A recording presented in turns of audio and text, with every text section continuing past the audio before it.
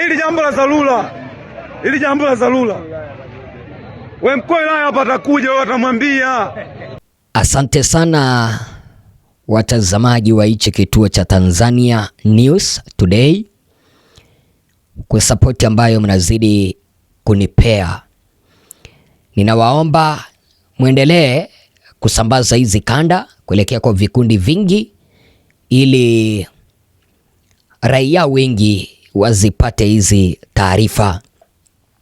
Kuna kitendo ambacho kiliweza kutendeka katika mkoa wa Mtwara, wilaya ya Newala, katika taifa letu la Tanzania.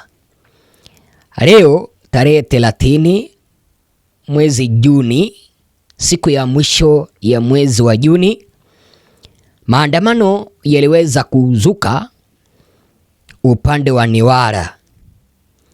Wananchi waliona kwamba hawataweza kusubiri mpaka maandamano ya Sabasaba. Kwa hivyo waendesha bodaboda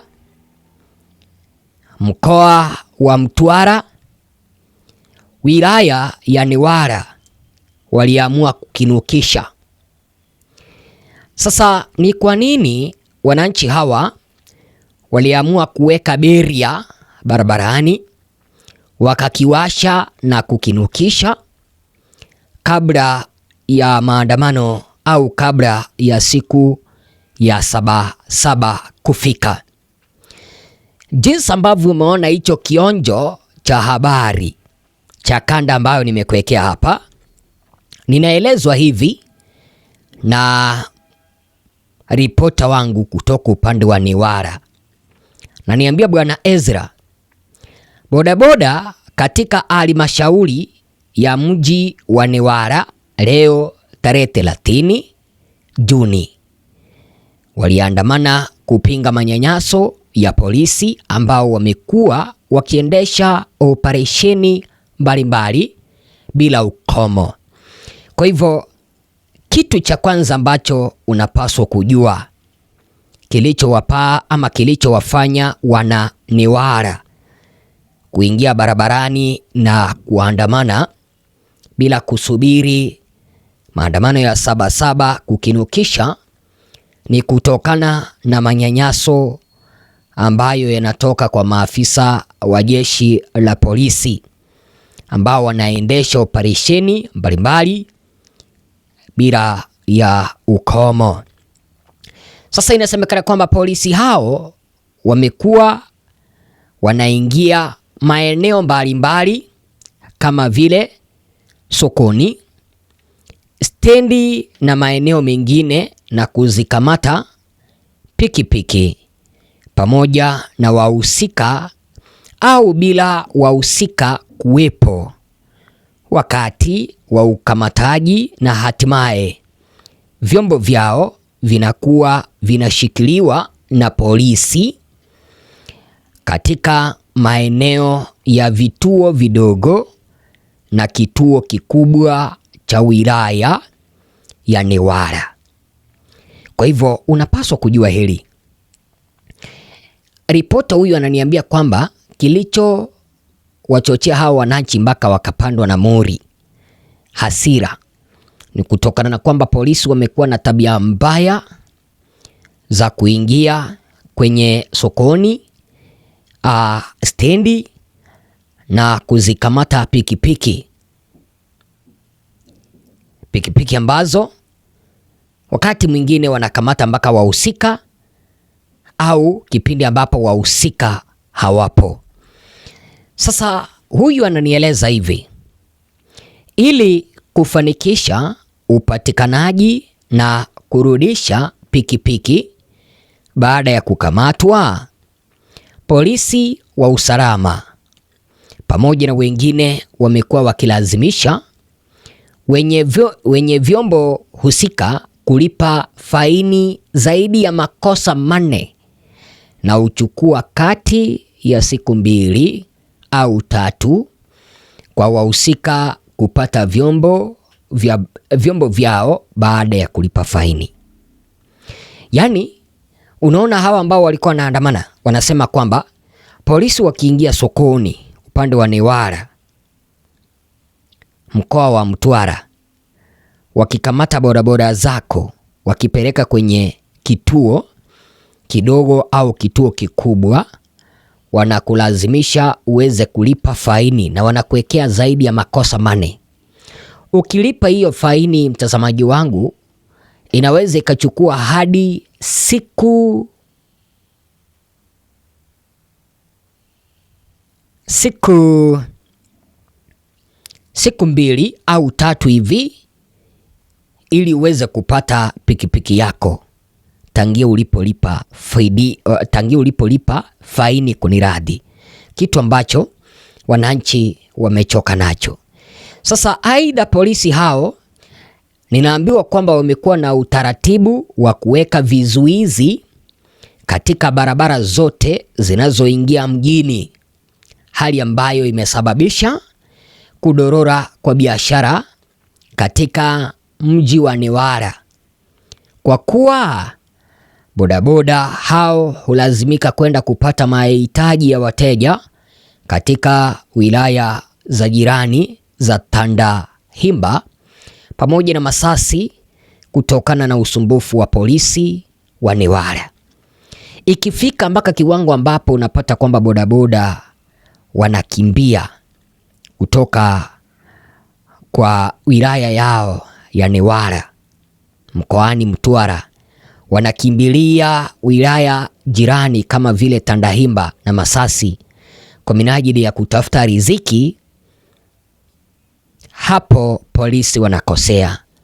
Sasa kama katika kudai haki yao, sasa hawa wana bodaboda, sasa hawa wananchi wa Newala, bodaboda walifanikiwa kufikisha ujumbe wao kwa mkuu wa wilaya Newala Bwana Alijahi Alhaji Rajabu Kundia, ambaye aliwaahidi kumaliza changamoto hizo, na huku msisitizo ukitolewa kwa askari wasio na uniformu kuacha kuendesha operesheni hiyo, hasa nyakati za jioni ambayo inapelekea usumbufu na uharibifu wa vyombo kwa kuwa vinapakiwa na magari ya polisi pasipo na utaratibu. Angalia hizi kanda jinsi ambavyo wananchi walikuwa na hasira. Swali ya kawaida. Ungeaje pale leo umekamata unasemaje tupe shilingi 10,000 tukuachie dogo sasa. Tupunguze kila hii hapa tunajanja. Mimi najisimama ile bidii.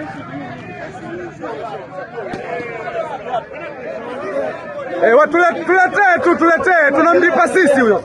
Si ndio tunalipa mishahara hiyo. Hao mishahara tunawalipa sisi. Hili jambo la dharura. Hili jambo la dharura. Wewe mkuu wilaya hapa atakuja, wewe atamwambia. Hawa akina ambapo atamwambia kwamba huku kesi imeshakuwa ngumu. Ambapo mpigia simu bwana. Leo Belia tunaweka sisi. Belia leo tunaweka sisi. Belia leo tunaweka sisi. Shakimani sunani hakuna kupita. Hakuna Belia.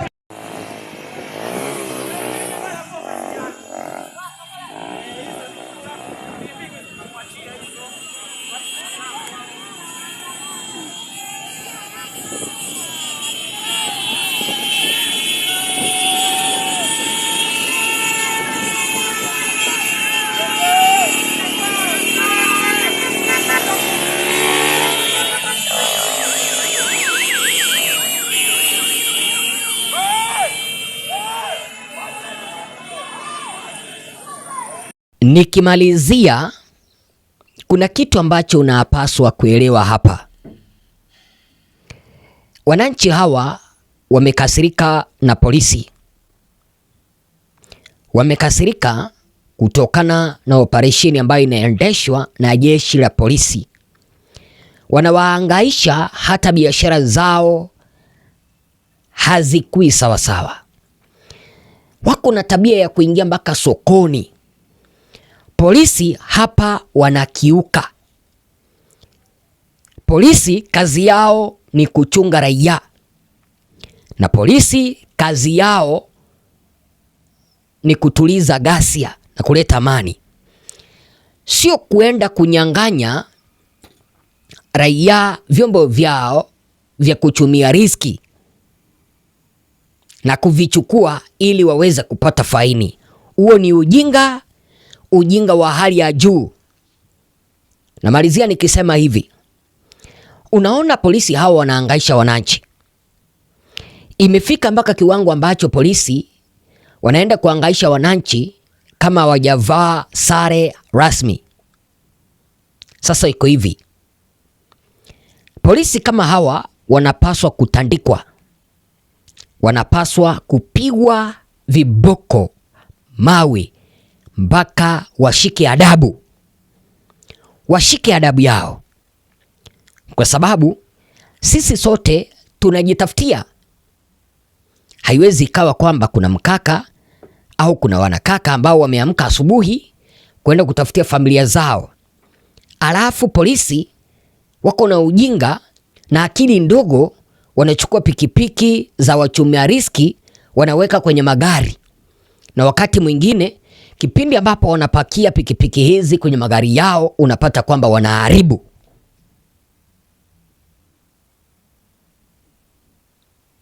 Wapenzi watazamaji, unapata kwamba wanaharibu kipindi ambapo wanapakia kwenye magari, kitu ambacho kimeweza kughadhabisha wananchi. Alafu tukiandamana utasikia serikali ikisema kwamba huo ni uvunjivu wa amani. Itakuwaje ni uvunjivu wa amani kipindi ambapo polisi wanaharibu vyombo vya wananchi, hawachukuliwe hatua? Polisi wako na kiburi, polisi wako na ujinga.